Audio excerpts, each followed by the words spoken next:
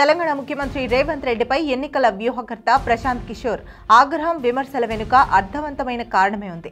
నిజానికి రేవంత్ రెడ్డి కేసీఆర్ ను విమర్శించడానికి బీహార్ ప్రజల ఆత్మగౌరవాన్ని దెబ్బతీసేలా వ్యాఖ్యలు చేశారు. రేవంత్ వ్యాఖ్యలను ఒక ప్రశాంత్ కిషోర్ మాత్రమే కాదు, రాజకీయాలకు అతీతంగా బీహార్ వాసులంతా తప్పుపడుతున్నారు.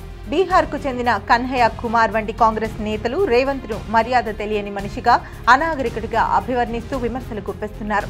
ఇందుకీ రేవంత్ రెడ్డి ఏమన్నారంటే, తనది తెలంగాణ డిఎన్ఏగా గర్వపడుతున్నానని చెబుతూ కేసీఆర్ డిఎన్ఏను తక్కువ చేసి వ్యాఖ్యలు చేశారు. ఇదే ఇప్పుడు రాజకీయ దుమారానికి కారణమైంది.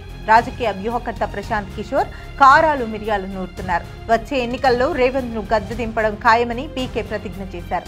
దేశవ్యాప్తంగా ఎన్నికల వ్యూహకర్తగా మంచి గుర్తింపు ఉన్న పీకే చేసిన ఈ సవాల్ సంచలనం సృష్టించింది.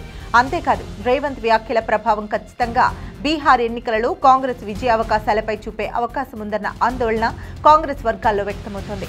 తాజాగా రేవంత్ వ్యాఖ్యలపై పీకే వ్యక్తం చేసిన ఆగ్రహం, చేసిన సవాల్ 2028లో తెలంగాణలో జరిగే అసెంబ్లీ ఎన్నికలపై చూపే ప్రభావం ఏంటో తెలియదు. కానీ ఇప్పుడు ప్రశాంత్ కిషోర్ అలియాస్ పీకే చేసిన వ్యాఖ్యల వెనుక వ్యూహం మాత్రం బీహార్ అసెంబ్లీ ఎన్నికలలో కాంగ్రెస్ గెలుపు అవకాశాలను దెబ్బతీయాలన్నదేనని పరిశీలకులు విశ్లేషిస్తున్నారు. అంతేకాకుండా రేవంత్ పై వ్యక్తం చేసిన ఆగ్రహం ద్వారా బీహారీలలో ఆత్మగౌరవ నినాదాన్ని తట్టిలేపడం ద్వారా తన జన సూరత్ పార్టీకి ప్రయోజనం చేకూరుతుందని ప్రశాంత్ కిషోర్ భావిస్తున్నట్లు చెబుతున్నారు.